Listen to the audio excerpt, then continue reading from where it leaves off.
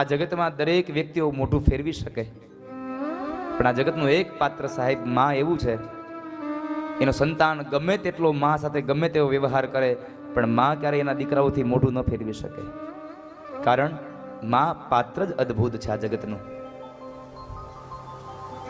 અલૌકિક પાત્ર છે. આ જગતનું મમતાના રસથી ભરેલું વટવૃક્ષ એટલે માં.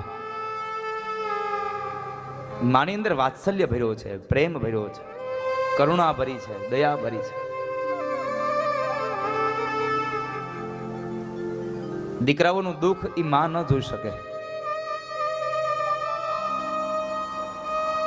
દીકરો કદાચ શેરીઓમાં રમવા ગયો હોય અને રમીને આવે ને ખૂબ થાકેલો હોય, પણ જ્યારે માની ગોદમાં આવે અને માં પોતાના સાડીના છેડાથી એનો એક પરસેવાના બિંદુને લૂછી આપે ને અને કપાળમાં એક નાનું એવું ચુંબન કરે એટલે સમજો દીકરાનો બધો થાક ઉતરી ગયો. ત્યાં એકમાત્ર ચુંબનમાં બધો થાક ઉતારી નાખે માં. મમતાના રસથી ભરેલું વટવૃક્ષ છે.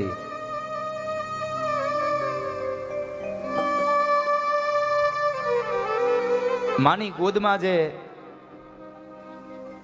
અનુભૂતિ થાય ને સાહેબ, મહાપુરુષો કહે છે સ્વર્ગમાં પણ આ અનુભૂતિ ન થઈ શકે.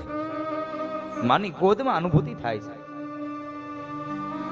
માની ગોદમાં જે તમને શીતળતા મળે એ શીતળતા તમને હિમાલયમાં નહીં મળે. કદાચ દીકરો બહાર શેરીમાં રમતો હોય ને કંઈક ભૂલ કરે અને કોઈક એને મારવા દોડે ને તો ગમે ત્યાં સંતાશે તો એને ડર લાગશે, પણ જેવો દોડીને આવે અને એની માની ગોદમાં સૂઈ જાય અને માં સાડીનો પાલવ ઓઢાડી દે ને એટલે દીકરો અભય બની જાય. કારણ હવે મારી માએ મને સંતાડી દીધો, આ જગતનો કોઈ વ્યક્તિ મારો વાળ વાકો ન કરી શકે. શું કામે? માં મારે ખરી પણ મારવા ન દે કોઈને. આ જગતનું અદ્ભુત પાત્ર છે માં.